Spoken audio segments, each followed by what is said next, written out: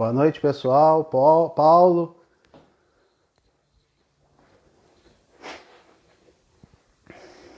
Vera, um beijo, Vera. Pessoal, quem tá chegando aí já vai pegando um aviãozinho aí embaixo, vai disparando aí no direct, convidando a turma. Vamos esperar aqui um pouco da galera aí entrando. Nós estamos exatamente em ponto. José Luiz. Um abraço, Franca. O pessoal vai disparando aí. Giva, meu parceiro, grande abraço. Vai pegando um aviãozinho aí e vai compartilhando no direct pra rapaziada, pros amigos, pros contatos. Já que nós vamos chamar o nosso convidado de hoje, Gui Moreira, mais uma vez. Obrigado, Gui, pela participação. Robinho, grande abraço, Robinho. Beijão pra todo mundo aí.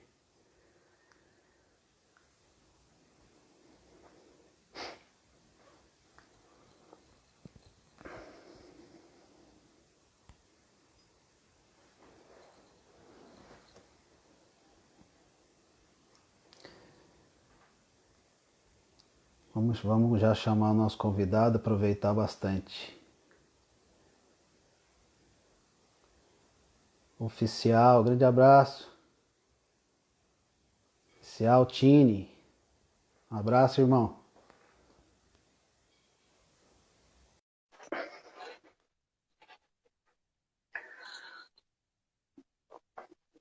Naira, beijo. Cláudio, Evaristo. Fala, meu parceiro.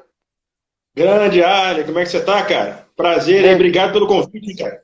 Eu, primeiramente, que quero te agradecer, cara, mais uma vez aí, por ter aceitado o nosso convite. O intuito dessas lives é a gente realmente debater sobre o futebol, falar um pouquinho mais da carreira, do trabalho do convidado. E é sempre bom a gente bater um papo. Eu costumo sempre dizer para os meus amigos que é um bate-papo, não é uma entrevista, né? E acaba agregando bastante conteúdo, não só da nossa parte, mas principalmente do convidado. Foco maior é o convidado. Costumo sempre deixar eles muito bem à vontade, procuro interromper o mínimo possível. Então, te agradeço aí. Mandar um abraço pro pessoal que está entrando aí, a Mauri, com certeza vai ter seus amigos aí também. Dizer que a gente tem o patrocínio aí, a parceria do Cesta Básica Pelógio, o telefone está aí embaixo. Vai compartilhando no aviãozinho aí, vai chamando a turma aí. Então, te agradeço, vou fazer a sua apresentação aqui para o pessoal. Tiago de Oliveira, ex-atleta profissional, hoje treinador, jogou no São Paulo, Vitória, Matonense, Avaí, Al-Ahly, Portuguesa, Brasilense, Caxias, Camars, depois você me corrige se estiver errado, Catar, Sertãozinho, Rio Branco e Guarani de Sobral. Treinou como técnico Sinop, Misto, Dom Bosco, Taboão da Serra, Batatais, Caldense e Penapolense. Tem como título campeão da Copa São Paulo 2000, Rio São Paulo 2001, Campeonato Paulista 2002, Brasilense 2004, Brasileiro Série B 2004 e Copa da Suécia em 2007. Inclusive, você treinou o misto Sinop e Dom Bosco. Eu joguei lá no Luverdense, no União de Rondonópolis e no Vila Aurora. Legal, legal. A história é essa, Arley. Assim, meu começo, como você falou aí, né?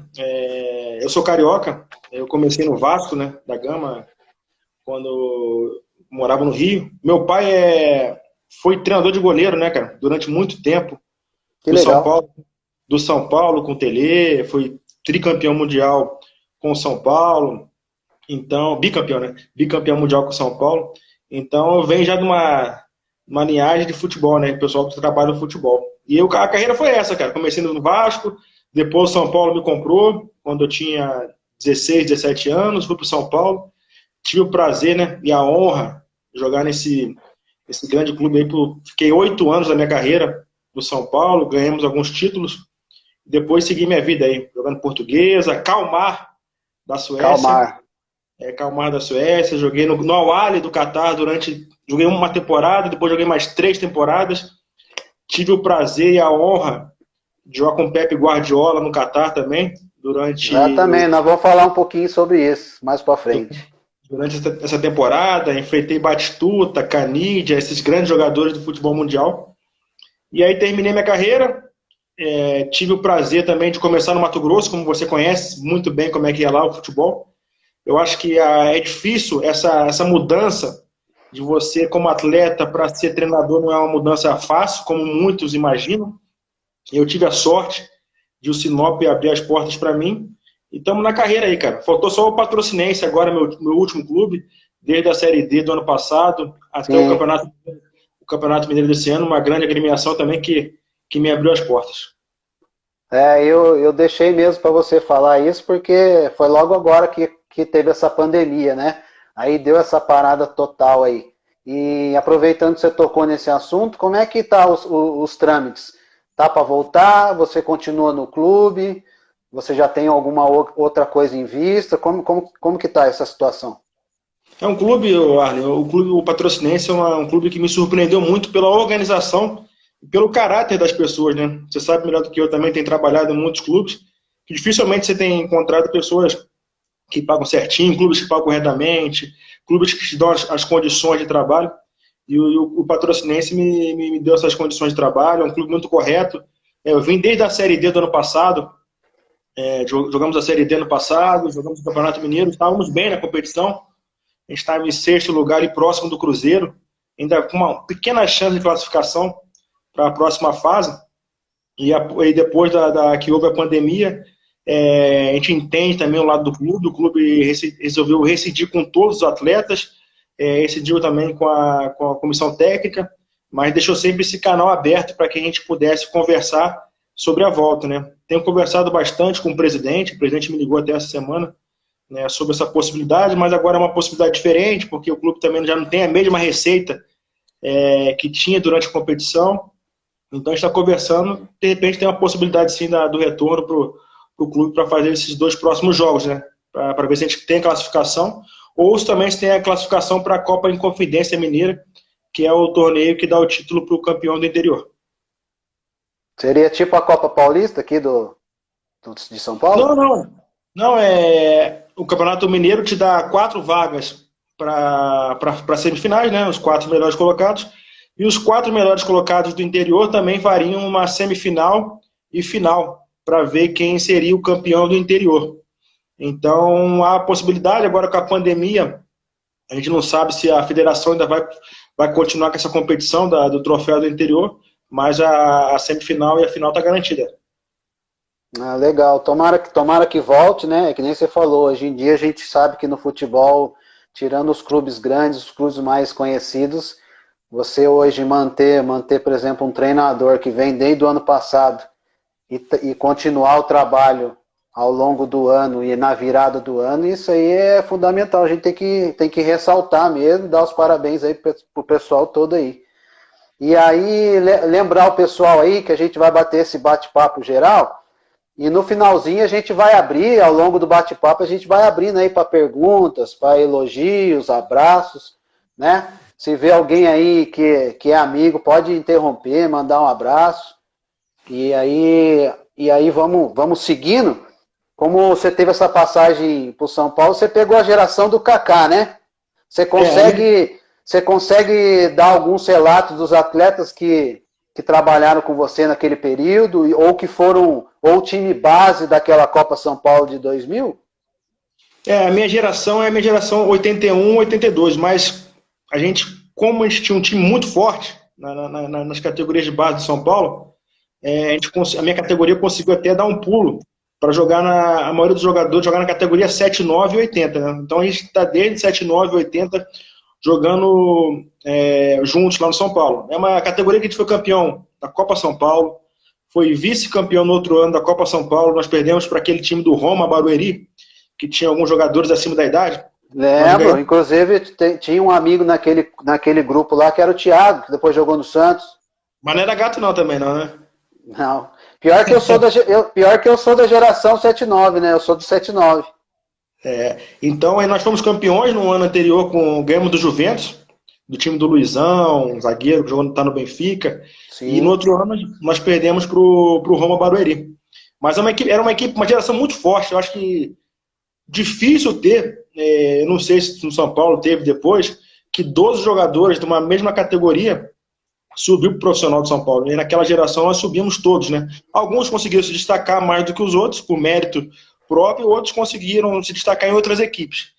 Mas aquela equipe nós tínhamos o Fábio Simplício, que para mim é um dos melhores jogadores que eu vi jogar, um cara num grande futebol e além de ser humano assim, ímpar.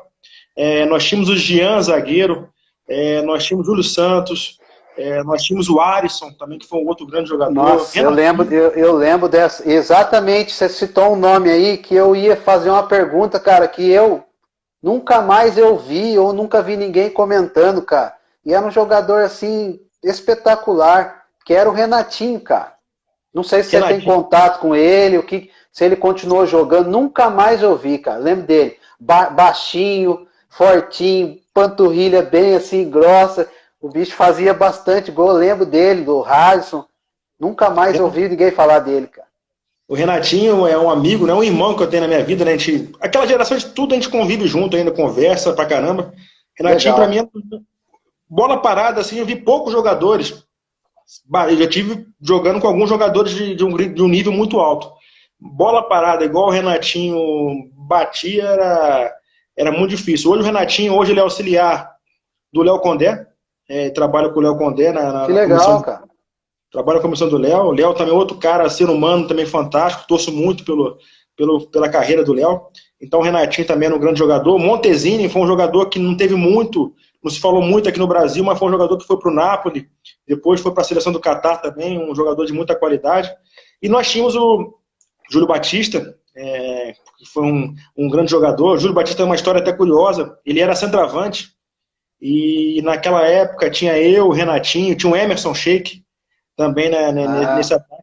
Então a disputa era muito grande. O Júlio, o Pita, né, que era o nosso treinador, trouxe o Júlio Batista para volante, e aí o Júlio foi e arrebentou na carreira. Né? E o Kaká também, que era uma categoria um ano a menos que a gente, né? Mas cresceu muito assim quando foi para o sub-20 e para o profissional. Foi uma transformação assim que ele cresceu, evoluiu. Um cara que sempre trabalhou muito, um cara que se dedicava bastante nos treinamentos. Então, por mérito mesmo dele, dedicação dele, ele conseguiu tudo na carreira. Então, nós tínhamos uma equipe muito forte. O Márcio, goleiro, que hoje é treinador de goleiro de São Paulo também. Então, nós tínhamos o Gabriel, filho do Vladimir, lateral direito. Sim, o Alemão, timaço, né? O Alemão, lateral esquerdo. Então, um baita de um time com grandes jogadores. E a gente tinha um treinador também que era muito bom, né? Que era o Pita, né? Naquela época, ex-jogador de São Paulo, meia esquerda, um cara que nos ensinou bastante. Então, a gente tinha um grande time e também tinha um grande treinador por trás disso aí.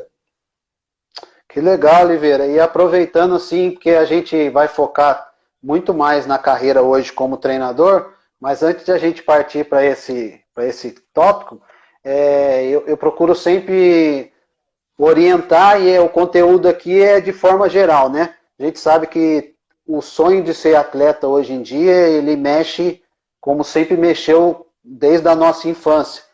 E eu queria que você desse um relato. Lógico que hoje a gente sabe que é tudo mais fácil. Hoje tem o WhatsApp. Naquela época, para a gente fazer um DVD, era um pererê. Hoje um menino com 5 anos, ele tem um DVDzinho dele. Ele estuda, tem tudo do melhor, mais preparado. Mas, por exemplo, quando você saiu de São Paulo e foi para o Catar, Suécia e outros países, queria que você falasse um pouco do que você sentiu falta, a preparação da língua, da comida, do clima. Dá uns conselhos para alguns atletas novos aí. Você tocou num ponto legal aí, Arlen. Eu lembro que para fazer meu DVD, eu ia para a sala do analista, né, da base de São Paulo. A gente ficava lá 2, 3 horas tirando ponto de cada jogo. Pô, tira do jogo contra os Corinthians, tira do jogo contra o Santos, contra o Juventus, contra o Barbarense.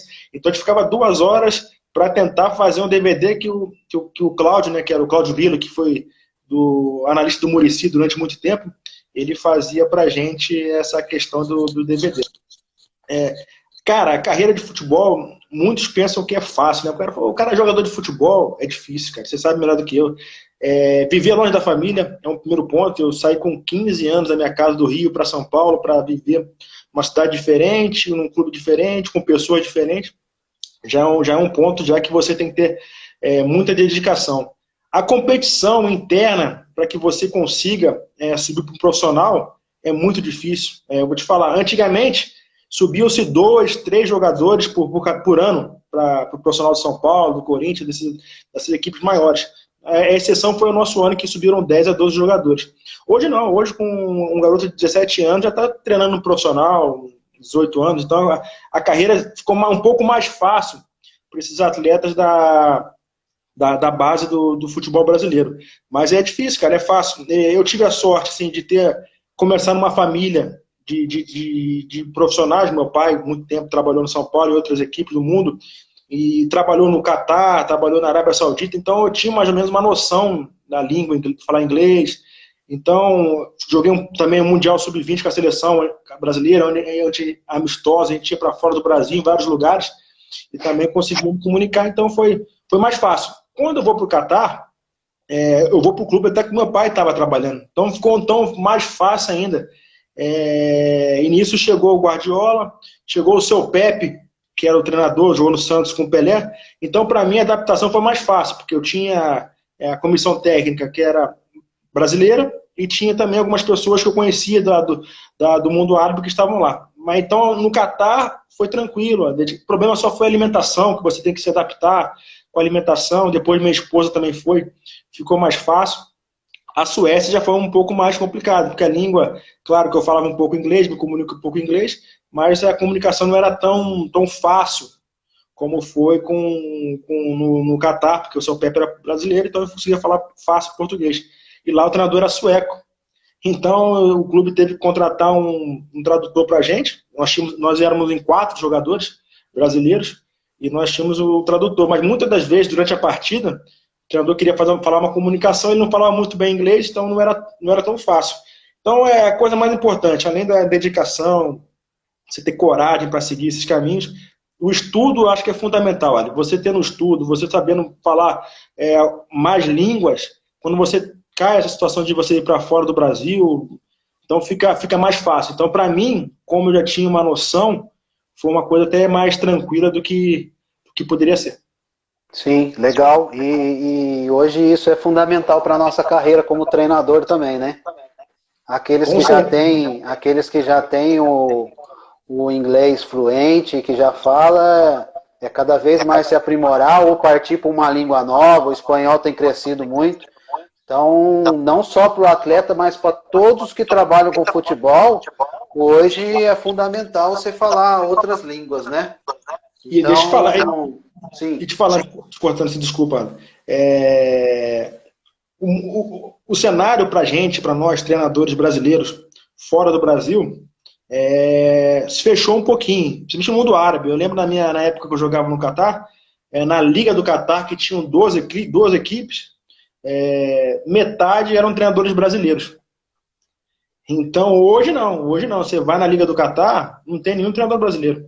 Você vai na Liga da Arábia Saudita, tem o Carille, tem um ou outro. Então, são poucos, né? Acho que no Catar, no mundo árabe hoje, só ele, o Carille e o Pérez Chamusca. São os 2 treinadores, onde o mercado, porque a gente dominava o mercado. Então, o estudo vai ser fundamental, a língua vai ser fundamental, então a gente tem que crescer, evoluir, para que a gente consiga equiparar com os outros mercados, com o francês, que está tomando conta do mundo árabe, com o espanhol, como você falou, que o mundo árabe hoje também no Catar, o treinador espanhol está tocando. Então, nós temos que nos qualificar cada vez mais para que a gente possa, de novo, conquistar esse mercado árabe aí, asiático, que era muito importante para a nossa carreira de treinador brasileiro. Exatamente, Oliveira. Inclusive, eu tive fazendo uma live com o Maurício Marques, né, falando sobre todas as licenças, e eu perguntei muito para ele como que tá o trâmite, e ele falou que está tudo se caminhando, ainda está difícil, mas ainda evoluiu demais, e isso para a gente é importante. E como que tá as suas licenças? Você tá em qual licença? Eu parei na B, estava próximo agora, a gente ia fazer a A, no final do ano, já estava meio que encaminhado. Agora, com essa parada, eu tenho que ligar lá para conversar com o pessoal, nós temos que nos qualificar. Então, isso é importante, essa situação que o Maurício te passou, que eu acho que é fundamental. Hoje o mercado também se fechou muito pela não, o pessoal não aceitar as nossas licenças fora do Brasil, então nos dificulta muito. A Ásia é um lugar que a gente tem dificuldade para entrar muito por causa disso também, que a licença nossa não é aceita, a Europa também. Então, a CBF, eu sei o esforço do Maurício. O Maurício é um cara muito correto, um cara do bem, um ótimo profissional. Sei da luta, eu tenho conversado com muita gente também da luta que a CBF também tem feito para que se aceite, né, as nossas licenças. Então, é de fundamental. Além do a gente estudar bastante, a CBF também lutar bastante para que consiga ser aceita as nossas licenças fora do Brasil. Eu creio que, se Deus quiser, aí, no futuro próximo aí, a CBF vai conseguir fazer com que as nossas licenças sejam realmente válidas, né, em todo o mundo, né? A gente fala muito Europa, mas a gente tem que pensar no futebol como um todo. Ô, Oliveira, manda um abraço aqui com a galera. Se você olhar alguém aí, o Laércio, nosso irmão, abraço meus irmãos, Laercinho, Felipe Santos, preparador, Antônio dos Santos, Antoniel dos Santos, Gustavo Lacerda.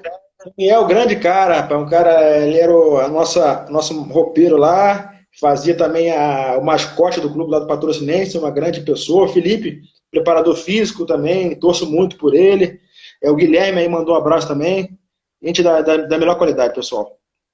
Sim, a gente vai mandando aqui, lembrando a todos que no final a gente vai abrir para perguntas. Aproveitar aí para o pessoal ir pegar o aviãozinho aí embaixo, disparar aí para os amigos aí. E eu queria que você falasse um pouquinho, entrando um pouco mais já nessa questão do treinador, qual foi os treinadores que você teve a oportunidade de estagiar e o que você conseguiu sugar de cada um, porque a gente sabe que não existe o certo ou errado, mas nós sabemos que cada um atua de uma maneira, às vezes tem uma personalidade um pouco mais forte, o outro não, o outro já é mais na parte técnica, o outro já é mais fera na tática, na gestão. Fala um pouquinho pra gente de uma forma geral aí. Assim, eu falo assim, como eu convivi muito com meu pai, convivi com grandes treinadores, meu pai trabalhou com o Telê, trabalhou com o Zagallo, trabalhou com o Lazzaroni, trabalhou com o seu Pepe. Então eu sempre, desde pequeno, sempre vivi nesse mundo de comissão técnica, né? Então já é um mundo já que eu sei bem administrar. E durante a minha carreira como atleta, eu também tive grandes treinadores, né? Tive o Pita, tive o Milton Cruz, Guto Ferreira, Lisca doido, foram todos meus treinadores na base de São Paulo. Então eu tive grandes treinadores. No profissional, o Oswaldo de Oliveira, eu peguei o Lula Pereira, peguei o Giba, falecido Giba, que jogou no Corinthians, que era para mim um cara fantástico. Poxa, então eu peguei grandes treinadores aqui no Brasil e fora do Brasil também. Peguei o Nani, um sueco, peguei um treinador holandês também, que eu aprendi muito lá no Catar. Então eu sempre falo que, como você falou, não tem certo e errado. Eu sempre tento pegar coisas positivas de todos os treinadores que eu tive, para trazer para a minha realidade e para a minha ideia e mentalidade que eu penso de futebol. Então eu pego, sempre pincelo, esse cara, que ele falou é uma coisa legal, a atitude dele durante o treinamento, durante o convívio com os atletas. Eu te falo assim, o Oswaldo de Oliveira, para mim, é um cara que, eu gosto desse cara de graça pela humildade, pelo caráter do que o Oswaldo sempre teve. O Oswaldo, independente se fosse o Rogério Ceni, se fosse o Reinaldo, se fosse o França, se fosse o Oliveira, se fosse o Renatinho, se fosse o Arson, ele sempre tratava todos iguais. Então, uma coisa que eu já levo na minha carreira. Que eu sempre, claro que você sente falta quando você é atleta de um treinador sempre, só os 11 titulares para lá, os outros reservas. Não.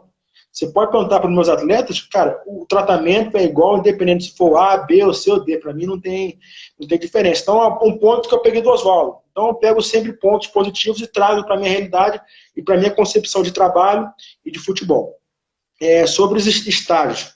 Cara, assim, eu joguei com o Guardiola durante um ano no Catar, e depois, 2015 ou 2016, eu voltei para o Catar de novo, porque o Bayern estava fazendo a pré-temporada lá, eles fazem todo ano, no fim do ano, eles vão lá para o Catar para fazer a pré-temporada, eu acho que por causa do frio lá na Europa, na Alemanha, e Sim. aí eu fiquei 2 semanas com o Guardiola, fiquei lá com ele lá 2 semanas, pô, aprendi muito, pô, o cara que me ensinou, claro que você sabe a diferença de patamar que ele está e eu tô, diferença de atletas, assim, em termos Sim. financeiros, o que ele tem, o que a gente tem uma outra realidade, né, um outro contexto. Mas o que ele me ensinou durante essas 2 semanas, assim, eu levo para a minha vida toda, em termos de convivência com o atleta, em termos de treinamento, em termos de explicação de trabalho, de por que esse trabalho, por que isso. Então foi uma coisa que eu aprendi muito. E durante esse convívio no Catar, durante a manhã e a tarde eu ficava com o Guardiola, e à noite, que os clubes do Catar sempre treinam à noite por causa do calor, eu Sim. ficava com o Laudrup, aquele que jogou na seleção da Dinamarca. Sim. Então, Sim. na parte da manhã eu ficava com o Pepe e à tarde também, e à noite eu ia com o Laudrup também. Então, pô, aprendi bastante com eles, 2 semanas assim que eu evolui muito em todos os aspectos. E no Brasil também, pô, agradeço muito ao Cuca, o Cuca no Palmeiras, ele me deu uma oportunidade, fui alguns dias com eles também lá no Palmeiras. E o Filipão, além do amigo pessoal do meu pai, é um cara também que abriu as portas para mim no passado, quando o Palmeiras foi campeão, eu fiquei com ele também um tempo lá com ele, aprendendo, evoluindo. Então são pessoas que a gente vai aprendendo, né, Wally? Crescendo, são grandes treinadores, grandes pessoas que não têm vaidade, isso que é o mais importante, né? De ensinar para a gente que está começando a carreira o caminho certo. Né? Claro que as ideias, a convicção tem que ser minha, mas você aprende muito com Sim. esses grandes personagens. Exatamente. E a gratidão, o cara que não tem gratidão hoje no mundo, independente da área que ele atua, ele é falho. Eu, por exemplo, também sou muito grande, inclusive mandar um abraço para ele acabou de entrar aí, para o Roberto Rivas e para o Roger, principalmente o Roberto, que me abriu as portas também, de fazer um período de observação com eles lá, quando estavam no Atlético Mineiro. Ele tá me devendo uma também, pô. Enchi o saco dele, é um cara assim que, pô, um cara sensacional, né, cara? Pô, um baita Fantástico. profissional, o Roberto, cara. Merece tudo de bom. Ele e o Roberto. Fantástico. Eu sou eternamente grato a ele, eternamente grato ao Fábio Carilli também. Fiquei lá mais de 10 dias acompanhando todo o trabalho, acompanhando as reuniões, também acompanhando a forma de trabalhar com o Denis. Foi muito válido, então a gente tem que ser grato a essas pessoas. Ele não quis fazer uma live comigo, não, mas assim, eu entendo porque eu até falei para ele. Que o Roberto ele é muito reservado, né? Mas ele sempre manteve uma linha de trabalho junto com o Roger, e eu falei, cara, até pediu desculpa, falei, fique em paz, cara, você tem a sua linha de pensamento, e sempre foi dessa maneira, de não querer aparecer muito, então você está mais correto de continuar da maneira como tem dado certo, né? Então mandar um abraço aí para ele aí, mandar um abraço também pro Ramalho. Ramalho jogou no São Paulo, Bahia, Atlético Paranaense. Um abraço a Mário, grande jogador. Isso é legal, cara. Isso é legal, que são grandes pessoas, né, Arne? O Roberto, assim, eu encontrei com ele a última vez, ele estava no Atlético, o Atlético e Caldense, nós jogamos lá, o Roger, pô, me tratou muito bem, o Roger, cara, são caras assim, fantásticos, que a gente torce muito, que eles continuem crescendo, evoluindo. O Roger é um cara, assim, que é um exemplo para todo mundo, né? Todas as pessoas que eu falo, assim, sobre o Roger, todos são elogios, falam que ótimos trabalhos, ótimos treinamentos, então é um cara que tenho certeza que vai muito longe na carreira. Não, com certeza, não. A gente torce mesmo, né, cara? Graças a Deus, Oliveira, eu tenho falado com muitas pessoas, inclusive conversei com o Muricy na minha live que foi no dia 5, e também com o Maurício Copertino, que hoje a nossa classe aos poucos, tem se unido mais, né? Elas têm se fechado mais para se debater um pouco sobre futebol, né? Não ficar aquela rivalidade. A gente tem uma palavra que a gente que jogou bola, é o que fica no campo, continua no campo. Então não tem porquê, alguns anos atrás, ficava uma rivalidade de... Pô, tinha gente que nem se cumprimentava antes do jogo, nem depois. Então, isso tem se mudado muito, cara. E graças a Deus, espero que cresça cada vez mais aí. Um abraço aí pro Ramalho aí.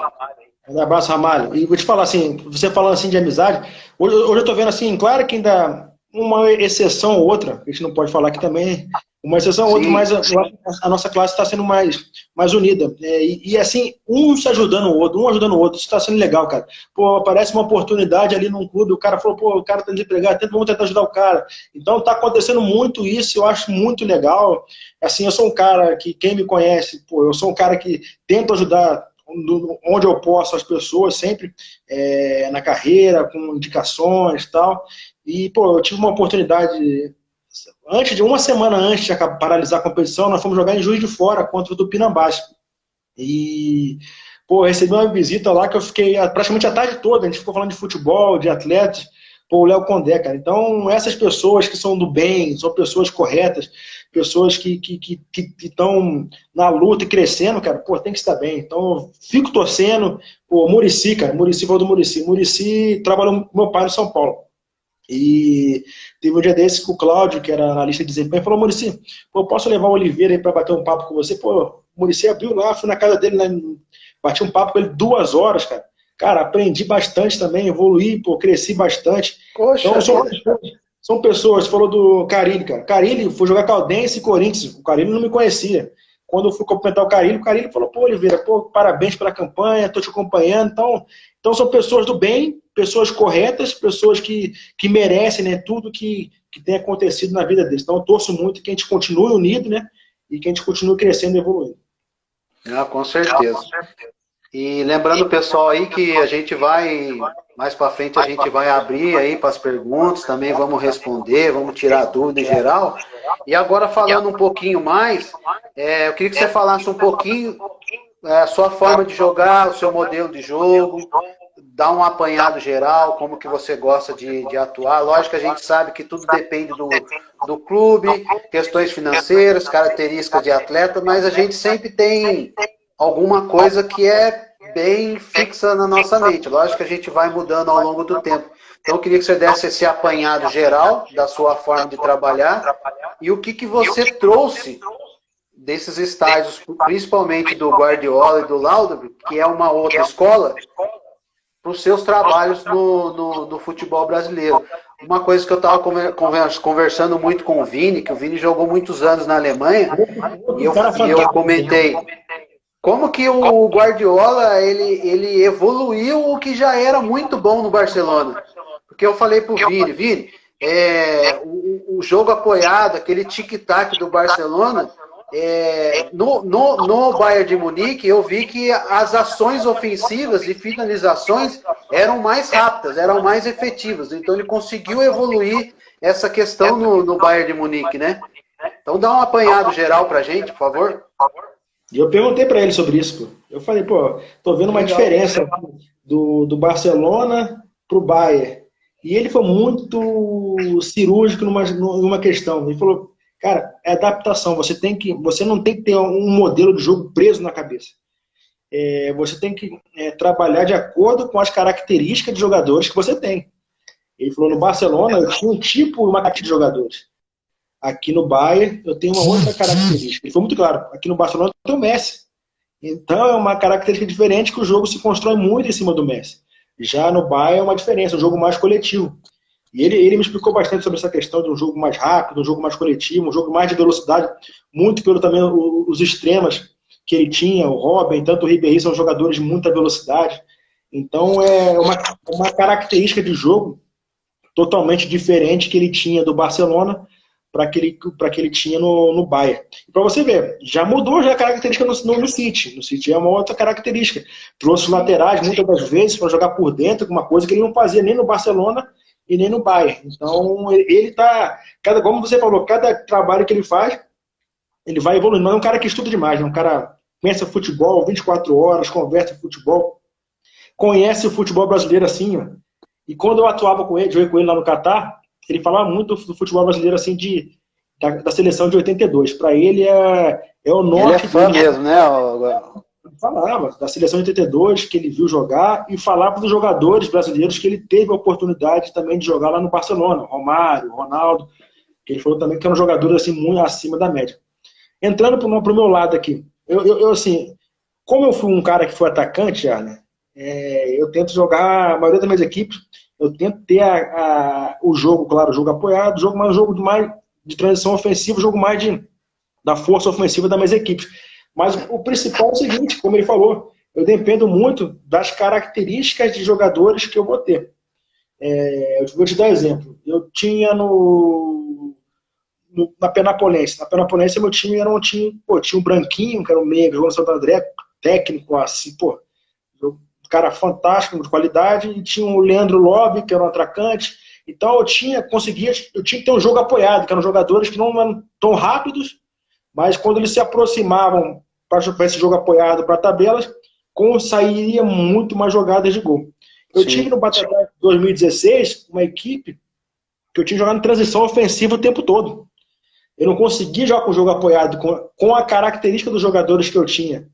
Eu tinha que jogar velocidade. Eu tinha o David, depois foi pro Red Bull, um atacante de beirada, que o cara era um cara velocista ao extremo. Eu tinha volantes que conseguiam fazer o passe longo, o Thiago César e outros jogadores que eram de uma qualidade muito grande. Então era uma característica diferente. Agora, por exemplo, eu estava no Patrocinense. Eu comecei num 4-2-3-1, mas não encaixou. Eu fui para um 4-4-2. E aí encaixou a equipe num sistema com as características dos jogadores que eu tinha. Então, é uma coisa que claro que você tem uma ideia, você vai com uma ideia, nenhum treinador vai para um clube ou para um campeonato sem uma ideia já de imaginar a equipe, modelo de jogo, mas eu acho que você tem que se adaptar, ter essa margem para você se adaptar à característica dos jogadores que você tem, para você conseguir modular. Então, eu acho que o treinador não pode ser preso a um sistema. Isso é o principal. Não pode ser preso a um sistema. Tem que ter essas variações, porque quando você achar que tentar mudar nessas situações de jogo ou de encaixe de jogadores... Sim, já está treinado, né? Claro, claro. Isso é fundamental. Se você não tiver... Se você comentar, você joga no 4-3-3, 4-3-3, você vai se dar mal. Porque vai ter um momento do jogo, você vai precisar um 4-4-2, você vai precisar um 3-4-3, mudar uma situação, então você tem que trabalhar durante a semana algumas situações, e a pré-temporada é muito importante para isso, Marlon. O Patrocinense, nós tivemos um pouco de dificuldade no começo do campeonato, porque nós tivemos pouco tempo de pré-temporada, onde eu não pude ter tantas variações táticas que eu poderia fazer. Então, durante o início da competição, durante a competição e durante os jogos, que eu consegui fazer essa mudança de sistema, mudança de perfil de atletas, para que a gente encaixasse e seguisse da melhor forma possível. Entrou o Luciano é um amigo meu, trabalha com o Thiago Cruz, com o Tadeu Cruz, filho do Milton Cruz, um grande abraço para eles. Legal, grande abraço aí para ele aí. Entrou também a Dilson, Gabriel, a gente vai responder sua pergunta lá na frente, Lu Brunetti, Ivonei, um grande amigo, Ellerson. Oliveira, continuando nessas questões, a sua fase de construção ofensiva, você gosta de saída com 2, saída com 3? Eu tenho variado essa questão na hora da construção do jogo ofensivo. A gente vê o Flamengo com uma mudança de sistema. O Flamengo o Jorge Jesus trouxe coisas muito positivas, né? A gente vê, mas o cara isso. Não, o cara trouxe coisas importantíssimas para a nossa ideia de futebol. Eu acompanho o Flamengo, eu busco o Jorge do Flamengo para que a gente consiga entender, analisar essa construção, a saída de bola. Ele faz com 3, ele puxa o Arão para trás, abre os 2 zagueiros, enfia os laterais bem na beirada. Sim. Então, mas são coisas também que nós fazíamos antigamente, mas um pouco diferente. Assim, a intensidade do jogo que ele conseguiu colocar no Flamengo, eu acho que é a coisa mais importante. Que é a ideia, assim, eu joguei muito tempo fora do Brasil, peguei alguns treinadores europeus, essa intensidade é um pouco diferente da nossa. Então, se a gente conseguir ter essa leitura com essa intensidade que o Jorge Jesus botou no Flamengo, a gente vai conseguir também fazer grandes equipes. Outros treinadores, eu falo, nossos treinadores brasileiros, eu acho que é a classe, assim, nós aqui do Brasil, tem que ser mais respeitada, porque toda dificuldade que a gente passa, cara, com pressão, todo jogo para ganhar, com dificuldade de parte financeira dos clubes. Você vai disputar um campeonato, pô, você está com um jogador aqui, amanhã o cara está em outro clube. Então, é mais fácil você trabalhar fora do Brasil do que aqui. Então, eu acho que o treinador brasileiro assim, tem que estar no top, número 1 do nível de treinadores brasileiros. Mas, voltando à questão, mas essa questão você falando depende muito, Arno. Eu tentei botar um pouco também essa questão de saída com 3 na construção. Não consegui encaixar bem nessa minha última equipe. Então, eu via que saída com 2, minha equipe fluía em todos os aspectos, até no jogo construtivo, até no jogo de aproximação, se dava melhor do que se dava com 3. Mas é uma coisa que eu falei, tem que se treinar bastante, tem que se ver a característica se você tem. No Batatais eu tinha, em 2016, um cara que entrava, que era o Thiago César, eu conseguia fazer muito bem essa saída de construção ofensiva com 3. Então também depende do atleta, se você tem um cara de bom passe, também um cara tem que ter um bom passe ali na frente da zaga, para que a gente consiga fazer essa saída de 3 aí. Você tocou num ponto importante aí na questão de treinadores, na questão do Flamengo. Também concordo com você. Nossos treinadores precisam ser mais valorizados. É lógico que a gente vê o elenco do Flamengo, as opções por Jorge Jesus são inúmeras, né? Mas uma coisa que realmente a gente tem que ressaltar no trabalho dele é a gestão de grupo, né? Uma equipe daquela com só estrelas e essa intensidade, que na minha opinião, Oliveira, se você não concordar, o legal é isso, esse debate. Eu acho que esse campeonato brasileiro, o próximo que vai vir, mesmo com essas questões aí da pandemia, vai ser um dos mais disputados dos últimos anos. Porque eu acho que os treinadores vão começar daqui para frente a aumentar mais a intensidade dos seus trabalhos para tentar se igualar com a intensidade do Flamengo. Vão acabar se espelhando muito os sistemas, né? Vai sair com 3, eu vou encaixar, vou bater lá em cima com 3 também. Uma coisa que ele tem demais, que eu acho que é fundamental para qualquer treinador, é os extremos, né? Isso foi uma coisa que eu falei com o Vini ontem, que a gente precisa, como treinador, eu também fui atacante, trazer de volta aquilo que a gente sempre fez, que era o 1 contra 1. E evitar muito ali na frente o jogador ficar pisando na bola, cadenciando, rodando, jogando o jogo totalmente para trás de novo, fazendo com a defesa acaba funilando, aumentando a linha. Então, isso é uma opinião que eu tenho com relação à equipe do Flamengo. Não sei como que você pensa em relação a isso. Não, concordo. Tenho certeza também que se tivessem mais 5 rodadas no Brasileiro do ano passado, aí os clubes iriam se aproximar cada vez mais do Flamengo. O elenco do Flamengo é um elenco acima da média, com um treinador também que é acima da média, então uniu um grande treinador com uma grande equipe. Mas as outras equipes, claro que não tem o mesmo elenco do Flamengo, mas tem grandes treinadores. O que o Luxemburgo fez nessa última competição do brasileiro com a equipe do Vasco, de nível técnico não tão igual ao do Flamengo, fez grandes jogos, fez um jogo contra o Flamengo e foi 4x4, foi, né, 4x4, e jogou um baita do jogo Vasco. O próprio Bahia com o Roger Roberto, né? Meteram 3x0 no Flamengo. Então, tenho certeza que vai se equilibrar, isso é um fato, os jogos vão ser mais equilibrados. Como você falou, eu estou no Campeonato Mineiro, eu estou numa Série A2 que eu disputo bastante, Série A2, Campeonato Mineiro. A gente estuda bastante os adversários, mesmo não com a capacidade financeira, não com os analistas de desempenho. Eu fui no Palmeiras, o Palmeiras tem 2, 3 analistas de desempenho. Então, com certeza, treinadores competentes como Luxemburgo, Abel Braga, outros treinadores de alto nível, eles vão conseguir encaixar as suas equipes para que façam jogos equilibrados contra o Flamengo. Eu acho muito disso que você falou. Os extremos hoje estão decidindo as partidas, não só no Brasil, fora do Brasil também. Se você tem jogadores de velocidade, de qualidade, do 1 contra 1, você vai conseguir ter êxito. Falo uma coisa, não é uma crítica, assim, eu converso muito com treinadores que trabalham também na base. Os nossos jogadores estão vindo para o profissional meio que mecanizados. Robotizado, né? Robotizado, muitos joguinhos. Na hora do individual, que é a nossa diferença, A gente não tá... Tem exceções, claro, tem exceções, mas está tendo muita dificuldade. Então eu acho que a gente tem que trabalhar, como você falou, questão 1 contra 1, o cara tem que ir dentro do zagueiro, vai errar uma, vai errar duas, na terceira vai ser um gol. Então a gente tem que incentivar cada vez mais nossos atacantes a trabalhar essa questão individual, cara. Para ir para cima, para ir para a tabela, que a nossa diferença do futebol brasileiro é essa, qualidade técnica.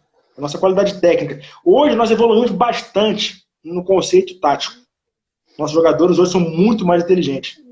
Mérito de vocês aí que também conseguiram botar essa garotada mais inteligente. Mas se a gente conseguir unir essa qualidade técnica que a gente tem, essa evolução técnica que a gente tem, cara, a gente vai voltar de novo a ser disparado a melhor seleção, os melhores profissionais, os melhores jogadores. Então nós temos que enfatizar, botar na cabeça dos jogadores, assim, parte ofensiva, meu amigo, tem os conceitos defensivos, os conceitos táticos, mas a qualidade técnica tem que prevalecer sempre. Legal, vamos mandar um abraço aqui para a galera. Augusto Ambrosio, parceiro, diretor lá no Mantiqueira. Abraço, Beto Passideiro, boa noite, Deus abençoe a vocês. Valeu, Beto. Edu Teves, Tiago Viana, Vívia Moreto, é uma grande amiga, lá da fábrica Congelato. Só produto de qualidade. Um comentário aqui do Wagner Francisco. Nas categorias de base, os treinadores pegam muito no pé de atletas que têm essa característica de ir no 1 contra 1. A gente já vai falar sobre isso, Wagner? Adilson, Joaquim, Robertinho, Gustavo Machado, Marco Túlio, grande abraço, parceiro. Fera, esse é fera, esse é craque. Esse é. Foi um grande jogador também. Reinaldo Gatti, grande abraço. Luciano da Silva, Ananias, o Júlio fez a licença com a gente. Grande abraço, Júlio. Gente boa demais também, Júlio. Grande profissional, cara. Grande. Bom, antes da gente ir para as perguntas, Oliveira, eu tenho mais uma pergunta que eu até falei com o Vini ontem. É uma coisa que eu tenho perguntado para todos. Eu, recentemente, de 2 anos para cá, tenho trabalhado já também no profissional, né? Já passei consegui passar por todas as categorias, que eu acho que é importante, que até como o Vini falou ontem, o Vini também treinou a base. A base te dá a oportunidade de crescer, de se preparar, mas ela também te dá a oportunidade de você aprender com os erros. É na base que você tem mais a possibilidade de errar, para quando tiver no profissional, você limitar essa taxa de erro, né? E uma coisa que eu vejo muito, e o Vini também concordou comigo, não sei a sua opinião, como que é mais difícil a gente colocar na cabeça do profissional a pressão pós-perda? Que na base é mais fácil. No profissional ainda nós estamos tendo essa dificuldade. Como que você vê isso, essa questão? Primeiro, assim, você falou a coisa perfeita. Assim, eu comecei no profissional direto. Não passei pela base. Mas eu queria ter passado pela base pelo menos uns 2, 3 anos, que com certeza eu estaria num nível melhor ainda que eu estou. O meu começo, eu errei bastante, cara. Eu olho para mim, assim, olho para o meu... há 6 anos, o que eu fiz ali, cara. Então, como você falou, na base, além de você aprender muito, você também aprende com seus erros, né? Hoje você chega no profissional mais preparado do que chegar direto no profissional. Eu cheguei direto no profissional, numa competição que valia... o Sinop estava brigando, fazia não sei quanto tempo, não ia para uma semifinal, e pô, era uma pressão assim no meu primeiro ano de trabalho, no meu primeiro trabalho. Então, eu queria ter passado também pela base para evoluir. Isso é uma coisa que eu queria ter feito. Pressão pós-perda. Difícil demais, cara. Difícil, cara. É uma coisa que eu e o Juninho, que é meu auxiliar, a gente também tenta em muitos clubes também. Não é fácil. E você repara, assim, você, por exemplo, eu tinha o Coimbra, um clube que subiu. Fantástico. Clube fantástico, de uma estrutura muito boa. Lá em o Giacomini está lá ainda? Um grande treinador que é o Giacomini. Então, é um time jovem, um time de meninos, né? Tem um ou outro jogadores mais velhos, mas jogadores mais novos. Aí você vê que o clube, assim, claro, com o tempo de trabalho que o Jacomini tem e tal, mas é um clube já acostumado como você falou, os meninos, é mais fácil você trabalhar com a perda, para pressão pós-perda, cara. E agora, nos jogadores mais experientes, é mais difícil. Muito também jogadores mais rodados, com outras experiências, já com uma outra ideia de futebol. Então é mais difícil você conseguir colocar na mentalidade dos jogadores essa questão pós-perda. Tenho trabalhado bastante, eu e o Juninho tem trabalhado, feito alguns trabalhos mais para isso. O meu trabalho é muito também voltado para o jogo de pressão, de roubar a bola, então se encaixa também essa pressão pós-perda. Mas é uma questão, como você falou, cara, é difícil a gente conseguir colocar na cabeça dos atletas profissionais essa questão, essa ideia rápida de pressão pós-perda. É uma coisa até interessante, que a gente treina durante a semana, mas de repente no jogo não acontece como a gente quer, né? Então é uma coisa que a gente tem que evoluir, uma coisa que a gente tem que evoluir. O Flamengo conseguiu fazer isso. O Flamengo conseguiu, os jogadores entenderam a ideia do Jesus de pressão pós-perda. Muitos dos gols que o Flamengo faz é muito de pressão pós-perda. Ele dificulta o adversário a ter o controle do jogo. Poucas equipes tiveram controle. Muito porque pressão pós-perda. Perdeu a bola, pressiona para roubar. Perdeu a bola, pressiona. Perdeu, pressiona. Então, o mérito também do Jesus é ter conseguido também o Flamengo, com os jogadores de qualidade que o Flamengo tem, se encaixasse com essa mentalidade de pressão pós-perda. Show de bola, Oliveira.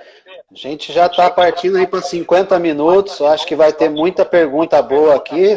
Igual o Vini, se você permitir, a gente volta, responde a pergunta da galera e a gente corre pelo menos uma meia horinha aí, se você permitir. Vamos tocando. Bom, eu vou dar a minha opinião, Oliveira, em algumas perguntas também, e aí você também, principalmente, dá a sua. Deixa eu achar o que ele falou aqui. Se eu não me engano, é o Gabriel. Vamos lá.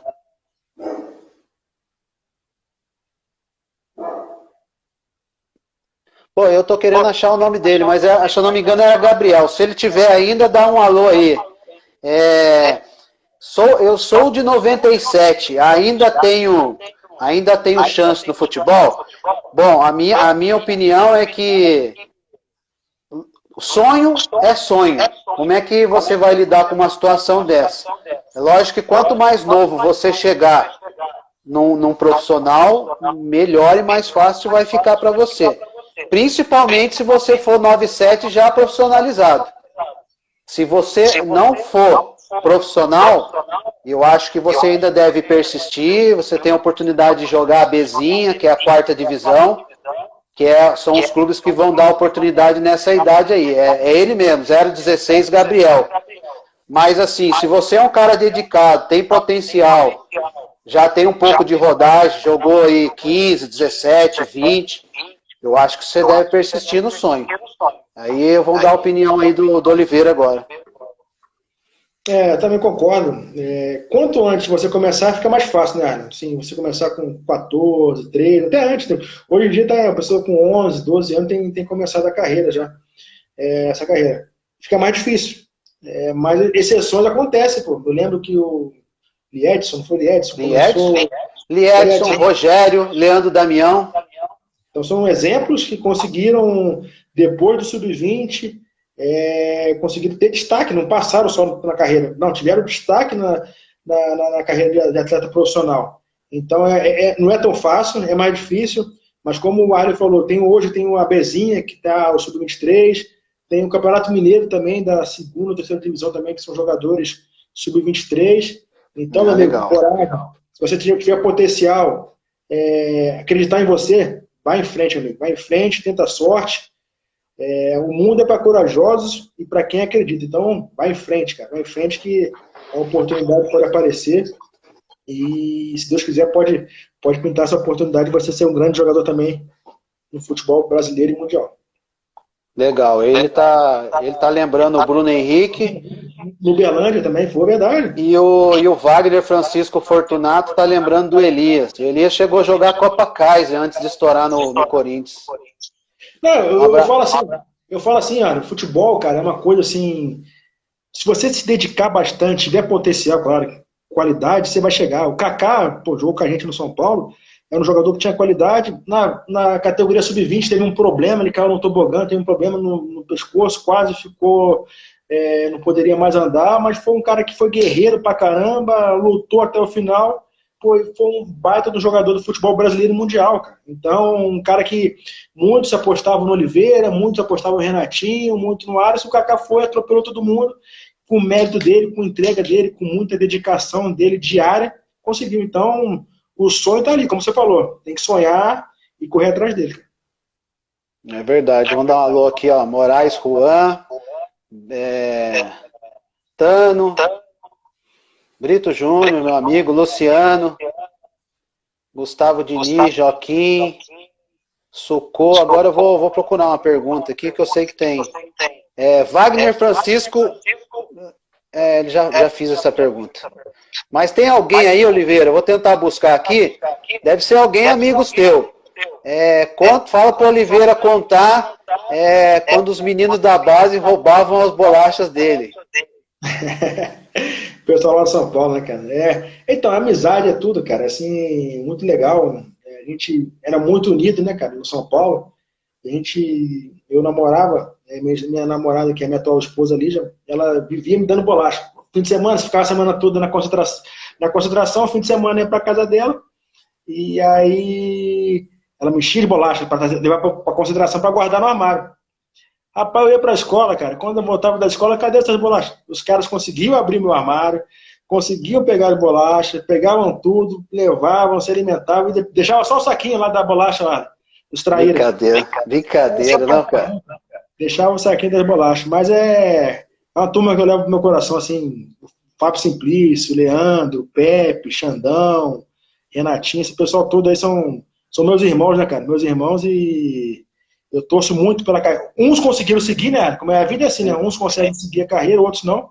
Mas são caras que eu levo a vida toda no meu coração, que são meus irmãos da bola. Sim, um comentário aqui do Guilherme Indiano. Thiago, um cara de caráter fantástico, uma grande pessoa, além de ser treinador fantástico. Volte logo pro Batatais, sua casa é aqui. Estamos te esperando, grande abraço. Guilherme Indiano. Um abraço, Guilherme. Batatais é um clube que eu tenho um enorme apreço, um clube que abriu as portas para mim em São Paulo. Quase consegui levar o time para a Série A1. Perdemos para o Mirassol na semifinal da Série A2 daquele ano. Perdi para o Moisés Egert, também um grande treinador. Então, eu levo no coração. Assim, Batatais, Penapolense, Sinop, são equipes que estão no meu coração. Eu vi uma pergunta aí sobre os jogadores da base. Não sei se foi assim. Jogadores da base têm um pouco de dificuldade do 1 contra 1. Não sei se foi uma coisa assim parecida. Sim, foi aquele comentário que eu li. Logo depois que eu fiz o relato para você dos extremos, precisa voltar 1 contra 1, ele disse que muitos treinadores na base limitam hoje o 1 contra 1. Eu acho que a gente tem que massificar e colocar na cabeça do... Claro que o sistema tático, principalmente no profissional, é a coisa mais taticamente, um jogo mais tático. No sub-20 também eu acho que é um jogo mais tático, você conhece melhor do que eu, é um jogo mais tático também. Agora no sub-15, no sub-13, nós temos que massificar na cabeça dos atletas, dos atacantes, para que eles tenham esse compromisso de 1 contra 1, cara. Que muitos jogadores, eles querem fazer, mas também são repreendidos, né? Por algumas ideias. Que futebol, cara, se você não tiver erro, não vai ser 0-0 o tempo todo. Então o cara tem que trabalhar para tentar atrapalhar o zagueiro, para tentar ir para o individual contra o zagueiro, para tentar passar pelo zagueiro. Eu, no profissional, falo para os meus atacantes, cara, tentem. Sempre com, não querendo menosprezar o adversário, mas ofensivamente, vá para cima no individual 1 contra 1. Você vai errar 1, 2, 3 vezes. Você vai ver um treinador ali fora que não vai falar um A para você. Sabe por quê? Porque ele te estimulou a fazer isso aí, cara. Eu estimulo meus atletas a fazer isso aí, cara.